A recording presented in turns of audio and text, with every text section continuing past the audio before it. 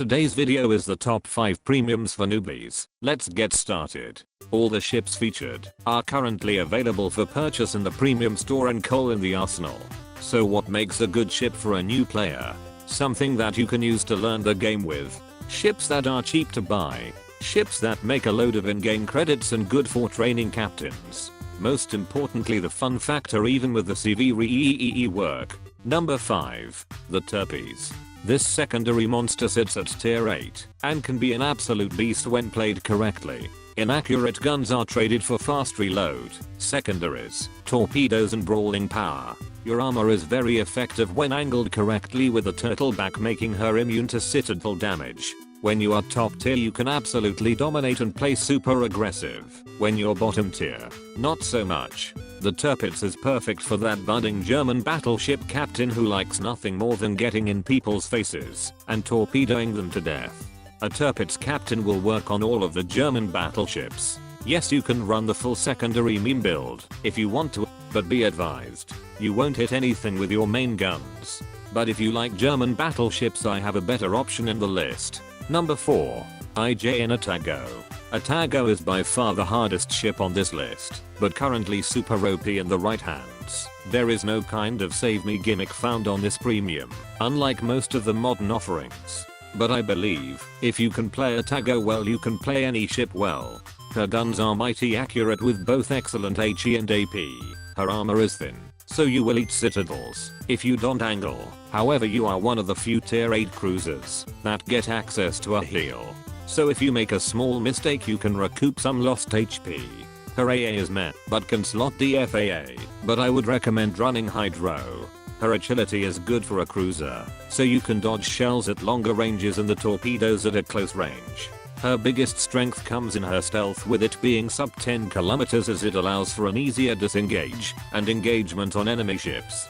The captain build is a multi-tool that will work on all of your 203mm equipped IJN cruisers. Atago requires the most skill on this list, but is well worth the time and effort to learn, as you will have a fantastic tier 8 premium for training future captains that you will come back to again and again to play. Number 3. October Revolution.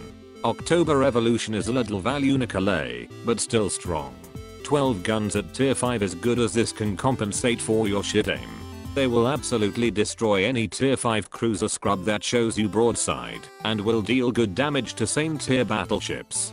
Her armor is great when angled, but if you want to fire all 12 of your guns you have to show a lot of broadside. She does have one gimmick that is also the same as the Russian battleship line, that being the limited use of damage control. The idea being you get a limited amount of damage cons, but they have a very short reload. When I have been playing this ship I have found it hard to run out if you manage the damage control with discipline and not putting out only the one fire. Moving on, her agility is pretty terrible as it's slow and has a long rudder shift, but a surprisingly small turning circle. Oh, and her stealth is meh like every other tier 5 battleship. The ship's captain build is good for the Russian battleship line, so will be a good purchase if you plan on grinding up that line.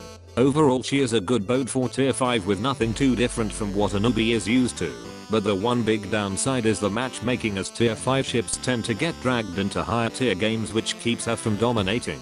Number 2. USN Sims. Sims is the only destroyer on this list for good reason. The destroyer is the hardest ship type to play in the game, but Sims is on the list. The guns are USNDD guns that are fast reloading and have a high turret traverse, but slow shell velocity. She is excellent at knife fighting other same tier destroyers. Torpedoes are okay with good range and a decent reload, but the alpha damage is pretty unremarkable. Her survivability is standard for a destroyer, but her AA is not what it used to be before the great carrier rework, but you can still slot DFAA instead of speed boost for extra AA DPS. She will still be great for grinding the dynamo operation when it comes up.